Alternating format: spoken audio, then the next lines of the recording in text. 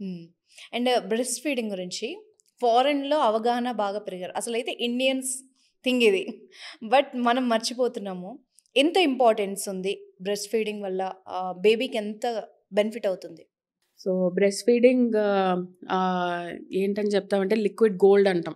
హ్మ్. So, it is like బేబీకి మనం ఇచ్చే ఫస్ట్ వ్యాక్సిన్ అంటాం. సో, ఎందుకంటే దాంట్లో అంత యాంటీబాడీస్ అండ్ బేబీకి అవసరమైన న్యూట్రిషన్ ఇవన్నీ ఉంటాయి. అండ్ ఇంకొకటేంటంటే మెయిన్ బేబీ డైజెస్ట్ చేసుకోవడానికి చాలా easy when compare to formula milk గానీ, ఓకే. అండ్ బేబీకి డైజెషన్‌కి ఈజీ, మదర్‌కి కూడా ఈజీ.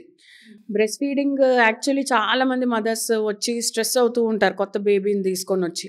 అదే మదర్‌ని ఆఫ్టర్ 6 మంత్స్ నేను చూసాననుకోండి, అప్పుడు నెక్స్ట్ లెవెల్‌కి స్ట్రెస్ అవుతూ ఉంటారు. But they will be so good. అంత అలవాటయిపోయి బ్రెస్ట్ ఫీడింగ్ ఎంత ఈజీగా ఉంటుందో. బట్ ఇనీషియల్ ఫేజ్ కొంచెం, అందుకే నేనేం చెప్తానంటే బేబీ పుట్టాక కాదు, హ్మ్.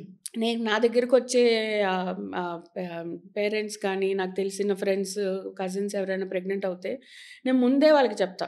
ఓకే. బ్రెస్ట్ ఫీడింగ్ ఇలాగా, these are the breast feeding positions.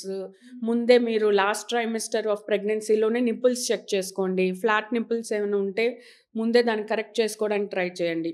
So, ఎప్పుడూ మనం ప్రిపేర్డ్‌గా ఉండడం ఇంపార్టెంట్. హ్మ్. ఒక ట్రబుల్ వచ్చాక కన్నా ముందే తెలిస్తే ఏమేమి ఇష్యూస్ రావచ్చు, బేబీని ఎలా హ్యాండిల్ చేయాలి, బేబీ ఎలా లాచ్ చేయాలి. సో, అందుకే నేను నా క్లినిక్‌లో